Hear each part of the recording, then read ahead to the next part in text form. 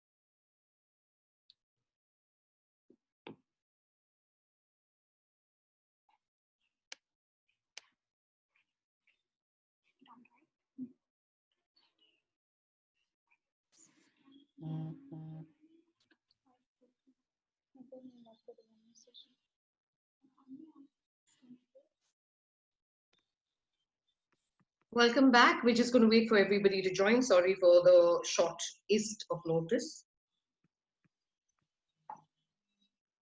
We'll have our panelists up soon.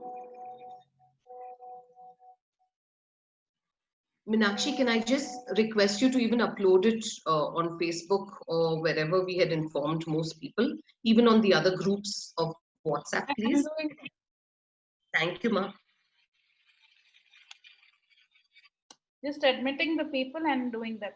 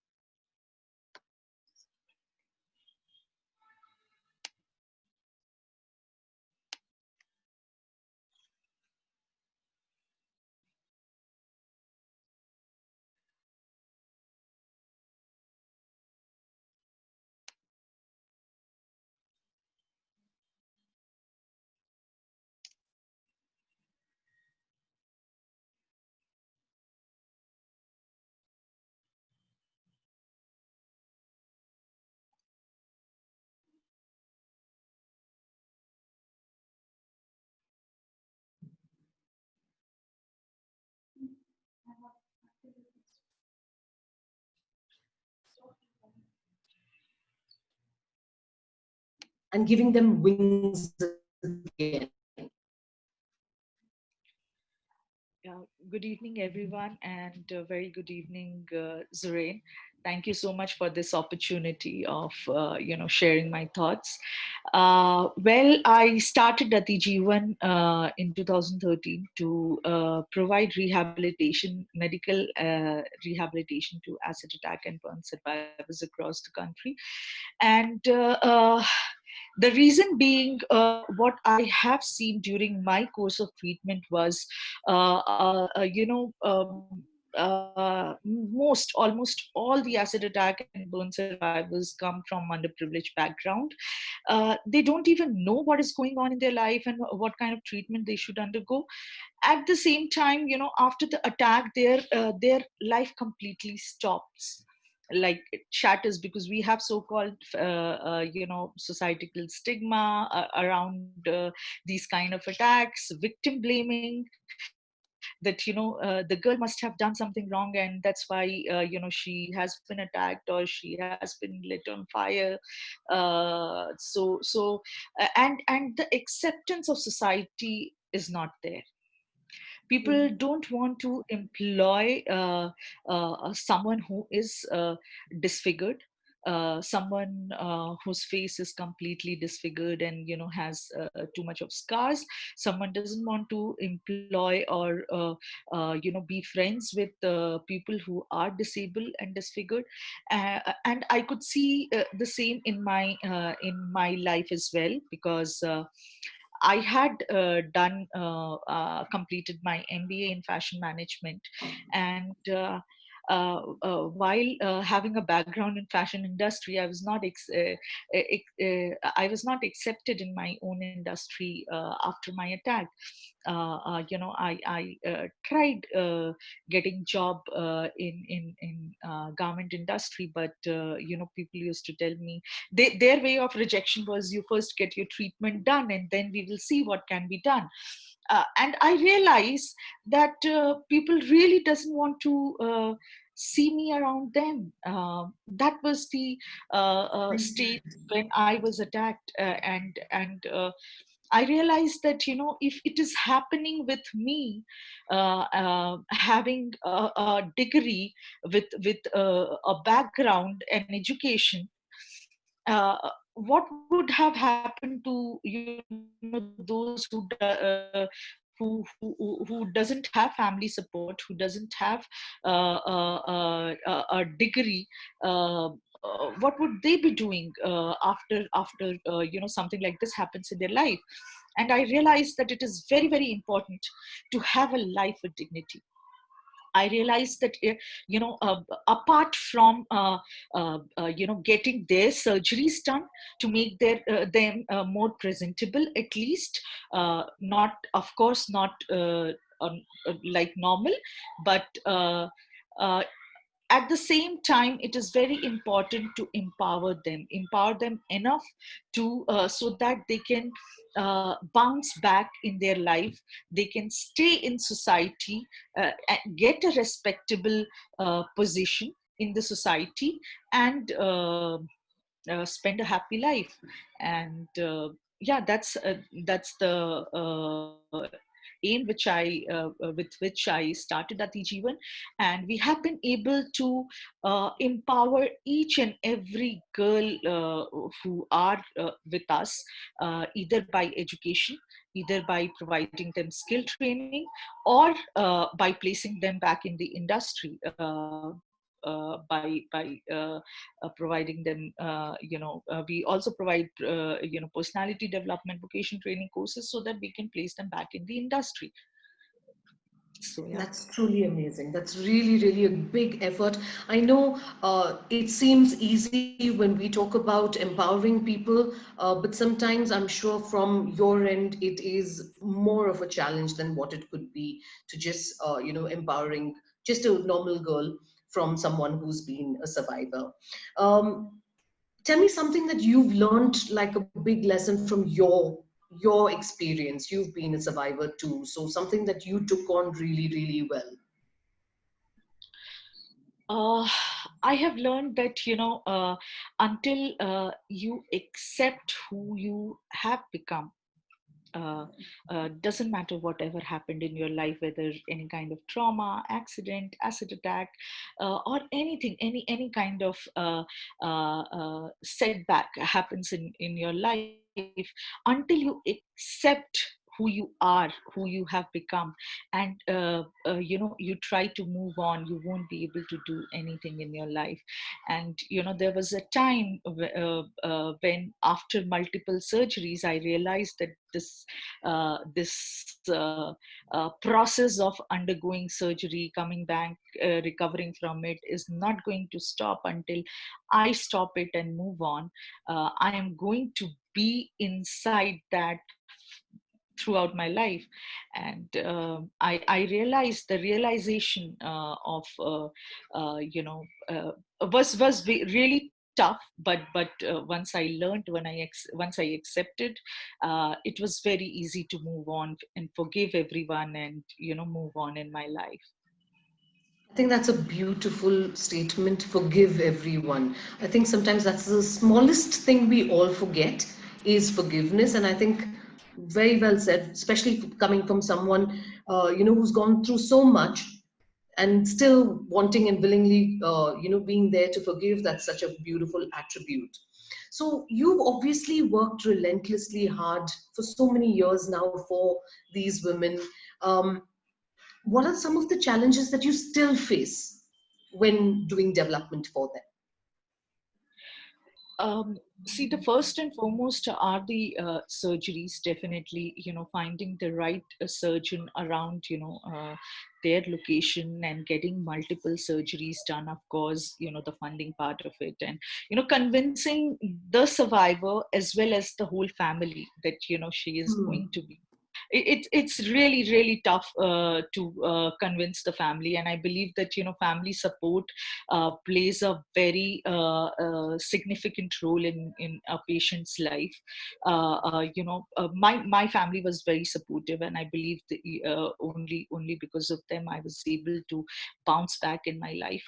And the major challenge is definitely the societal stigmas around the survivor and around this kind of attacks. Then of course the family who completely believe that the girl, their daughter or their sister is the life of their daughter and sister is going to be hell after the attack. However, it I think that and that's where we need to counsel the family that their life doesn't stop after the attack. It just changes the physical appearance of your body, but I believe the girls come out really stronger after the attack, and they really do well in their life if they are supported rightly and supported very well. They really do very well in their life. So counseling the family is one of the challenge where they don't find much of hope. And of course placing them in the industry has been really difficult for us because acceptance of society is not there. So yeah, if we can improve that, we would be able to rehabilitate more of you know girls with who has faced any kind of violence in their life. That's really very intense. In fact, I think it's so important. Like a lot of us think that external beauty is all that it is, but like they say, beauty is skin deep. It's the personality within, which is really strong, is what we are looking at to enhance. So I'm sure you definitely would love to be a part of this initiative, and please do let us be a part to with you, with Atijeevan, to obviously take across any help that we can get. Like you've mentioned a few challenges, counseling, anything. We definitely have a lot of people on board with us who would be anyways doing trainings, and we've already agreed to do certain things. So I think we're really looking forward to working with you more and creating differences in lives that really matter to us. So you definitely matter to us. Thank you so much. I'm going to move on now to Deepika. Deepika, you're from the fashion industry. Now, we've heard Pragya ji say that, how difficult it is. She's from a fashion industry background as well. And sometimes, it's sad that how we actually take people at face value when the person is so super talented. So I have a few questions for you. While we develop these women that we would be taking care of and we would be looking, and when we collect clothes and of course also look at distribution, these are some points of view that I would like to get from someone who's been in fashion for so long. You've styled so many women, you've provided employment to so many women. So these are just a few thoughts from your side, please. So if you could just tell us, How important do you think is it for a woman to dress well? Very important. I think it is. I mean, people say, I mean, you have armchair intellectuals who say appearances don't matter. Uh, it does matter. The fact is that it's not about the secret to feeling, I mean, dressing is dressing right. That is just revealing what you really want to reveal about yourself. Is it also shows your state of mind, maturity, and the way you dress. I mean, another discerning person can easily tell your personality very easily. Like, yeah, there's so much that goes. I mean, it's just not about wearing those obscure unwearable outlandish clothes on the ram. There's much more to dressing. Like, uh, the secret is, if you know, if there's something you want to communicate to me, you can at the first appearance, without me getting to know who you are and what you feel from within and whatever, is really the way you dress. It's not about being stylish. It's just the right things, and it has to be something which is very close to who you are, not something outlandish, something that you're comfortable in it. But you can tell me so much about yourself by the things you wear and how you wear them. So it's So you mean to definitely very say, important. so you mean to say the perspective of someone could change? You could change someone's perspective Yeah, with the clothing that you wear. very easily. Very easily. Amazing. Amazing. In fact, that brings me to ideally where I would actually like to get a little bit more from you on.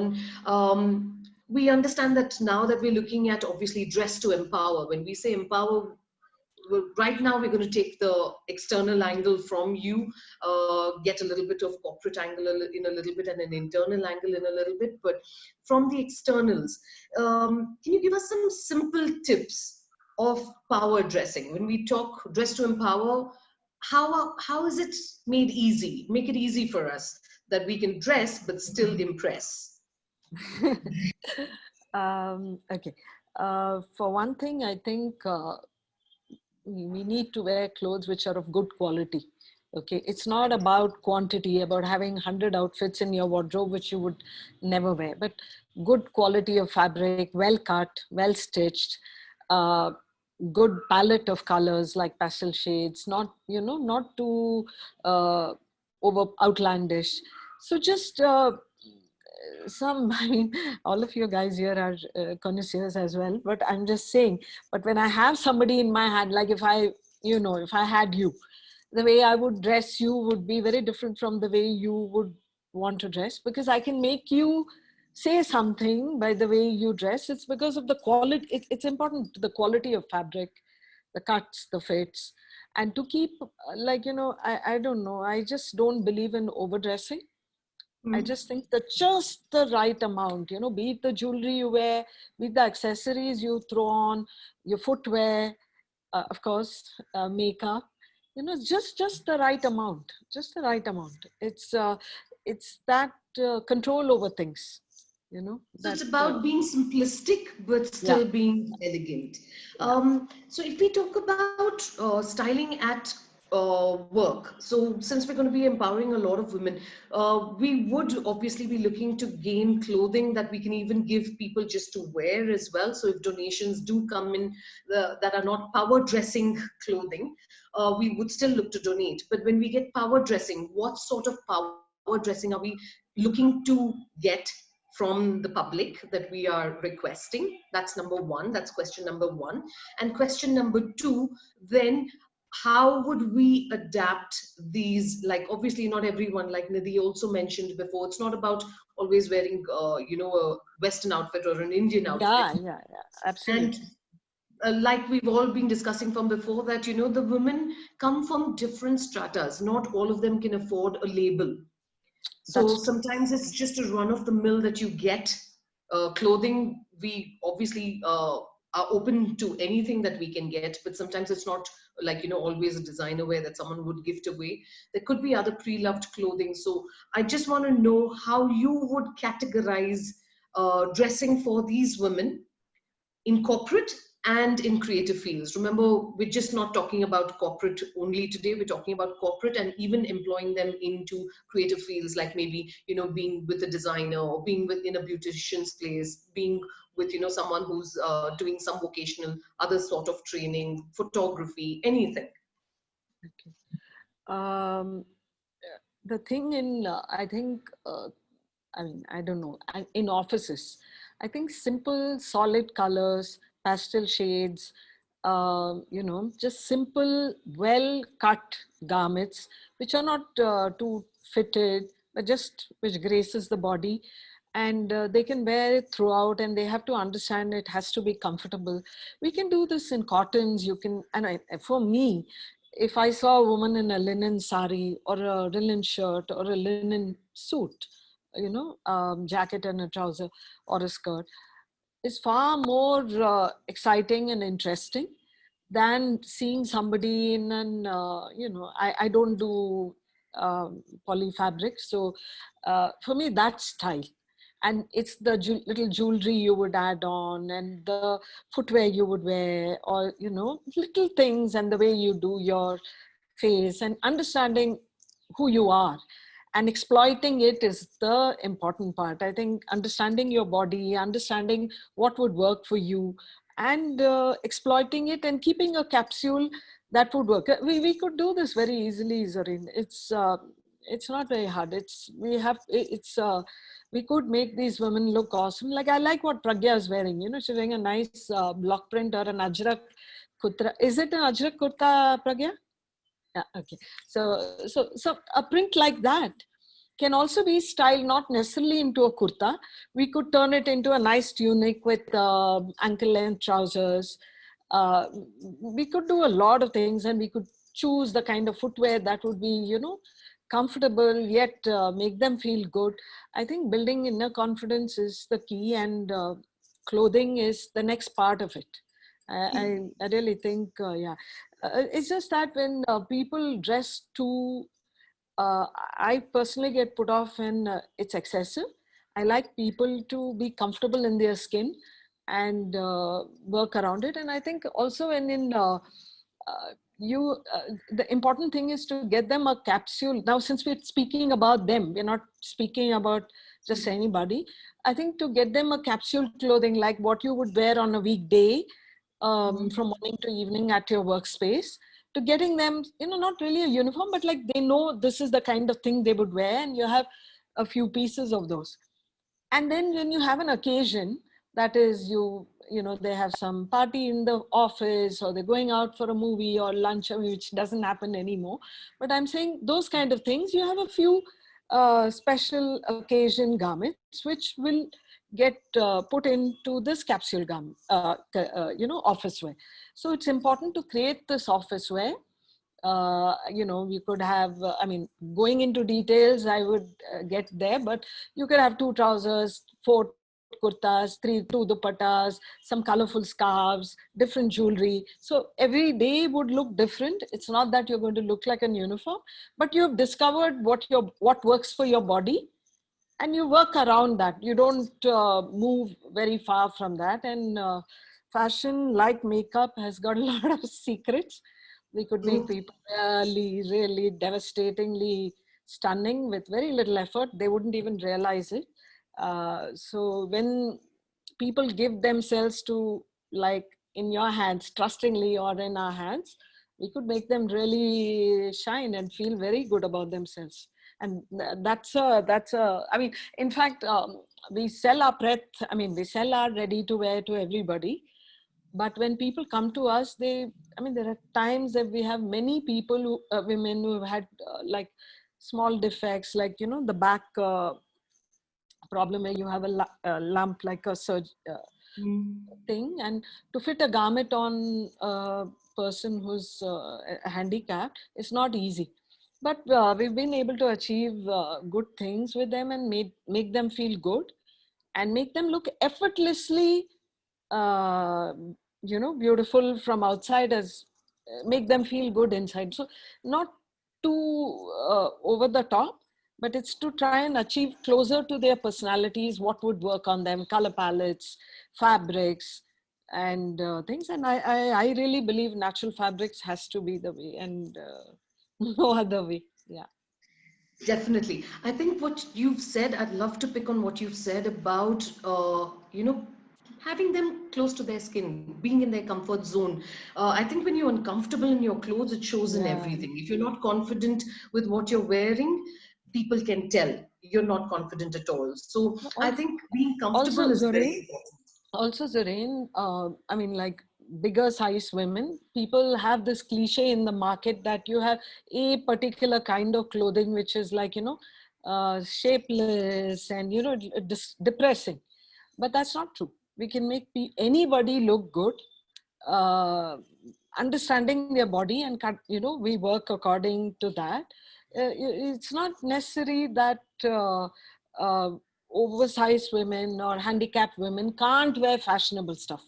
They also Absolutely. want to have that little edgy fashion. They also want to try some nice new interesting thing. People are wearing this kind of sleeve, people are wearing this kind of trouser. They also want to try. So it's important to give them that little element of fashion, so they too feel that they're part of the fashionable world, that's happening around them.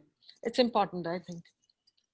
Thank you Yeah, so well much. said, So, Deepika. Actually, the thinking and the feeling, and as a society, as a change has to come when we all come together to bring about that change and have our different point of views and collate that and put it across and implement. I think so that it can make an impact on the society as a large in a large way, because there has to be a start somewhere, and that's what we are trying to do here. And Zorain had asked, what about people in the creative field? How should they dress?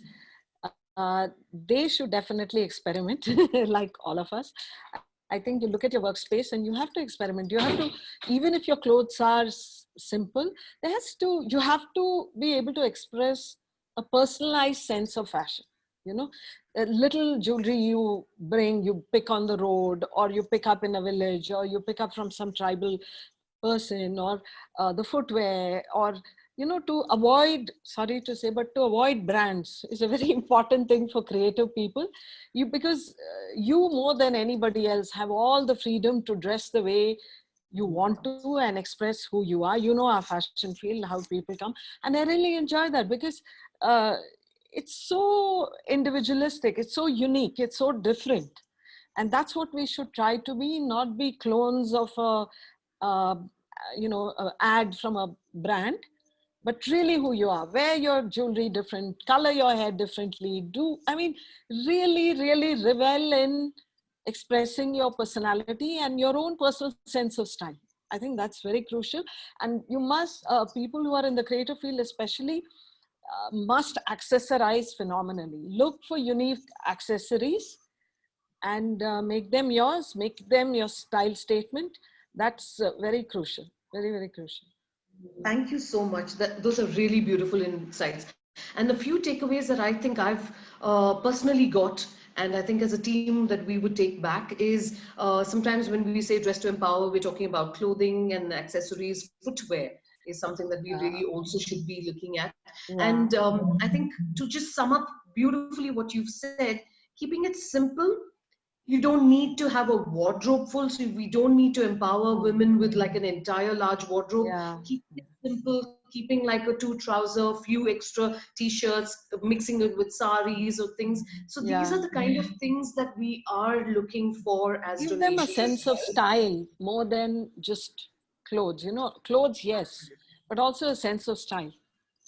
Sure. And since because you've been really kind and obviously told us that you're going to be giving us a lot from your end, what I am going to be doing is we will come back to you with a lot more that we can get when we Yeah, yeah. actually get into stylizing. So Thank thank you you. so Thank you, much. Suresh, Zorin. I'm always there. I I'm am going to always there. move interrupt on in to between. Ekta now. Yeah. We're going Uh, to, our session is ending in 10 minutes. Before you start, I've shared the details with you of the third session. We have a 40-minute limit only on our sessions. I have oh, just that's shared sad. I the thought it was an details. Can you hour. share it with everyone, please? I have put it in Yeah. our groups, and I've shared. Okay, so I'm just going to read out the ID number and the Oh, password. So if suppose pausing, you all can take it down, because if I don't get to you in time, then you can come back. And the meeting ID is 923 648 Okay. 329 00. I'll repeat, 923 648 329 00. And the password would still remain WICCI KFC. That's Sorry, WICCI. Zareen, could you just repeat it again? So meeting ID Yeah. is 923 6. 648 Okay. 329 00. Passcode being WICCI KFC. WICCI KFC. The same as before. Yes, it's the same password. So while we have time, I am going to move on to Ekta. Ekta, thank you so much for patiently waiting for your turn. I know you've had a fabulously beautiful career, successful career in the corporate industry. How well do you think is it, or how important is it for a person to dress well at an interview? Thanks, Zareen. And taking a cue from what Deepika said, it is important. On an average, when a new employee or you come at a junior level positions in organizations, you get about 30 to 40 minutes window for an interview. And the first impression that you give is just about the 30 seconds that you get. So if you see, psychologically, we all are fundamentally visual creatures. So, and, so visual stimuli prompt immediate judgments. And in practical terms, when we speak, that means your appearance set the assumptions you will then get to change or, get a chance to approve or disapprove. So if you look sharp, your interviewer is thinking, she seems to be on top of things. Let me actually see if she is. So, and if you're looking a little sloppy or if you're not dressed properly, so the thought process is more like, she doesn't look so great, but I guess I will give her a shot. So it is a lot more easier to reinforce an initial assumption than it is to force the change of opinion. So by making that default assumption a